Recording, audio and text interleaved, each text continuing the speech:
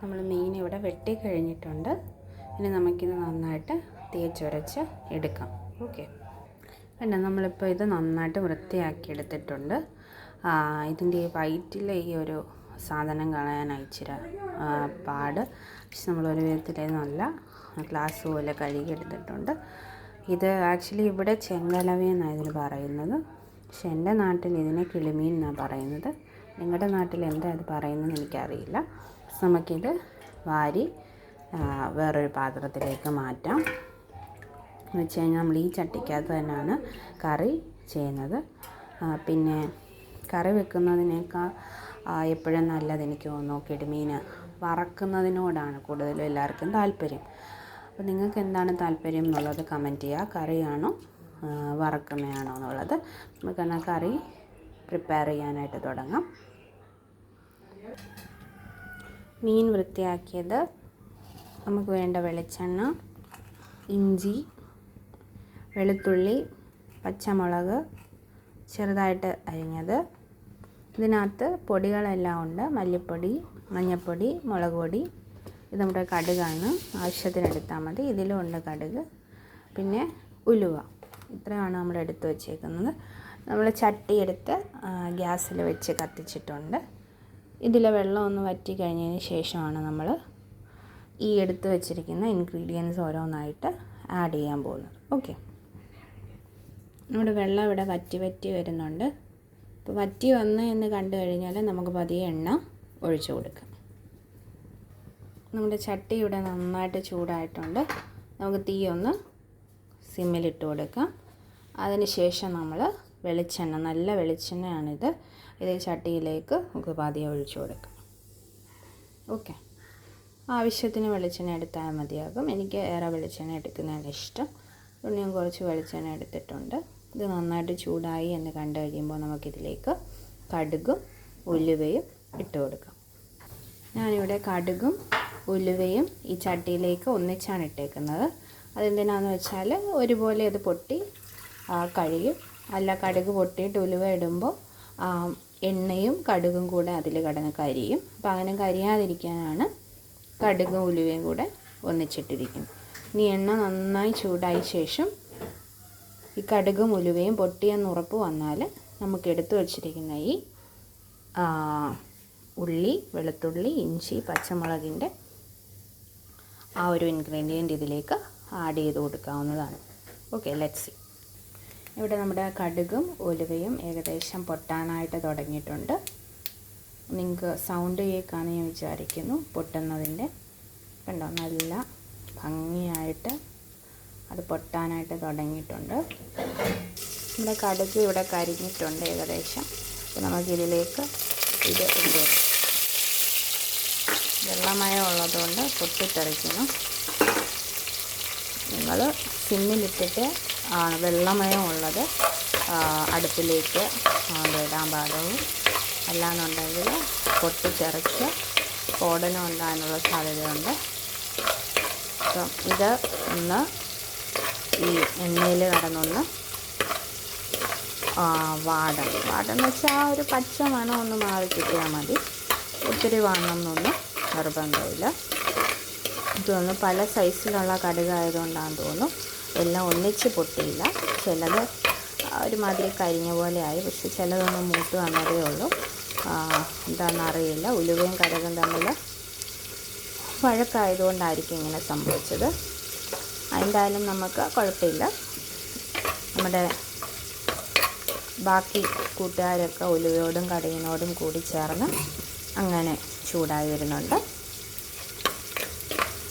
ഇതിലെന്തൊക്കെയാണെന്ന് നിങ്ങൾക്ക് മനസ്സിലായോ? കടുക്, ഉലുവ, ഉള്ളി, ഇഞ്ചി, പച്ചമുളക്, വെളുത്തുള്ളി, ഇത്രയാണ് നമ്മൾ ഇട്ടേക്കുന്നത്. ചിലത് അരച്ചിതിനകത്തേക്ക് ഇടാറുണ്ട്. പക്ഷെ നമ്മൾ ജസ്റ്റ് ഇതിലേക്ക് അരിഞ്ഞാഡ് ചെയ്തെന്നേ ഉള്ളൂ.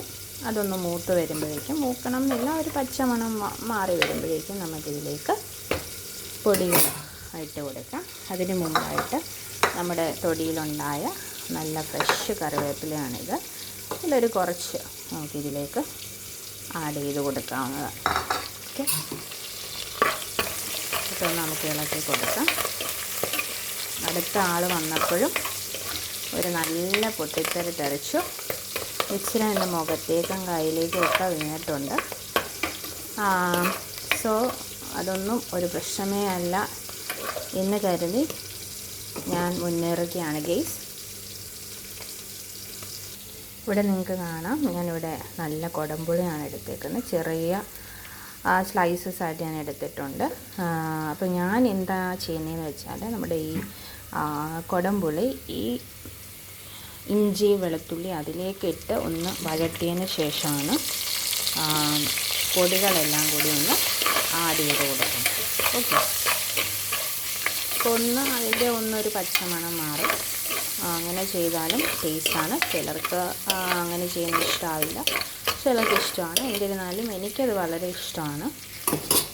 അതിൻ്റെ ഒരു വെള്ളം ഞാനിവിടെ സ്റ്റോക്ക് ചെയ്ത് വെച്ചിട്ടുണ്ട്.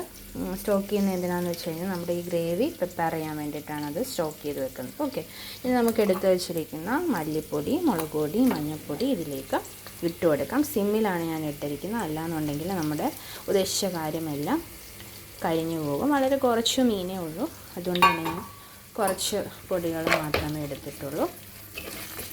ഇത് നമുക്കൊന്ന് ഒന്ന് മിക്സ് ചെയ്ത് ഒന്നെടുക്കാം.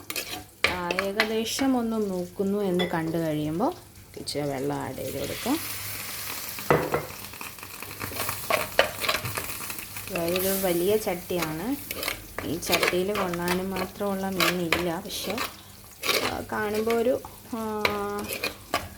ബ്യൂട്ടി തോന്നിക്കോട്ടെ എന്ന് വിചാരിച്ചിട്ടാണ് ഞാൻ ഈ ഒരു ചട്ടി തന്നെ എടുത്തത്. നമ്മൾ ഇങ്ങനെ വെള്ളം ഒഴിച്ച് ഈ ഒരു ഗ്രേവി നല്ല പാകത്തിനാക്കി എടുക്കാം. ചിലർ ഇതിൻ്റെ എണ്ണ വെളിയാനൊക്കെ നോക്കും, അങ്ങനെ നോക്കിയാലും നല്ലതാണ്.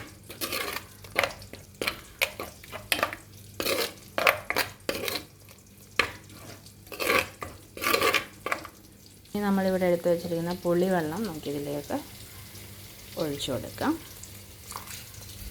കണ്ടോ, ഒഴിച്ചു കൊടുത്തിട്ടുണ്ട്. ഇത് നമുക്ക് നന്നായിട്ടൊന്ന് ഇളക്കി കൊടുക്കാം.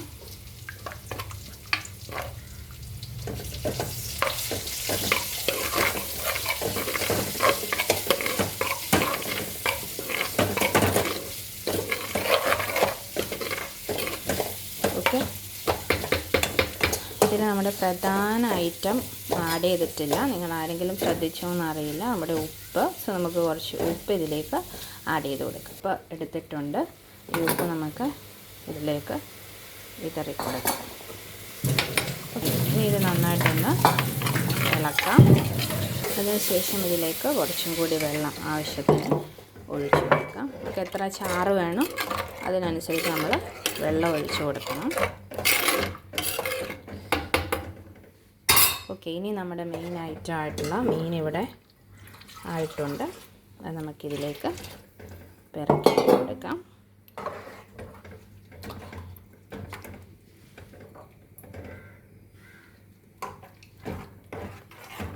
ഇനി നമുക്ക് ഇളക്കി കൊടുക്കാം.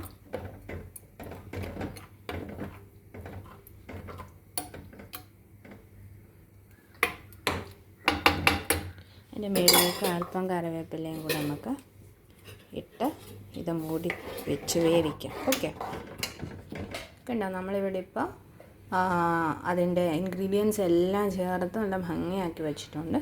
ഇനി ഇത് അടച്ച് വെച്ച് നമുക്ക് നന്നായിട്ടൊന്ന് വേവിച്ചെടുക്കാം. ഓക്കെ, അപ്പോൾ നമ്മുടെ മീൻ കറി തിളയ്ക്കുന്നോ എന്നൊന്ന് നമുക്ക് ഉറപ്പ് വരുത്താം. തീ ഉണ്ട്, എന്നാലും നമ്മൾ ഇടയ്ക്കൊന്ന് നോക്കുന്നത് നന്നായിരിക്കും. പിന്നെ കുറച്ച് പുകയൊക്കെ ചുറ്റും വരുന്നുണ്ട്. നമുക്കൊന്ന് അടുപ്പ് തുറന്ന് നോക്കാം. ഓക്കെ, ഇടയ്ക്ക് ഞാൻ ഓർക്കാതെ തുണി എടുക്കാതെ പോയിട്ട് ഈ അടപ്പ് ഇങ്ങനെ പൊക്കിയെടുക്കുന്നതിൻ്റെ ഒരു ശീലമാണ്.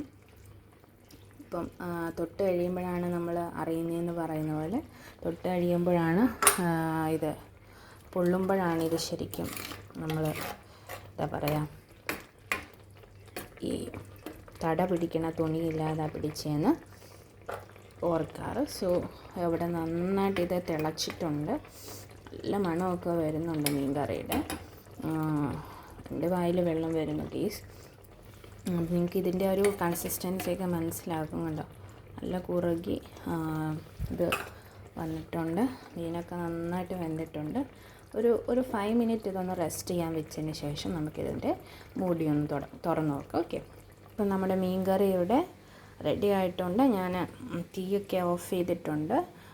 ആയിട്ട കറിവേപ്പിലയൊക്കെ മേളിൽ ഇങ്ങനെ പൊന്തി കിടപ്പുണ്ട്.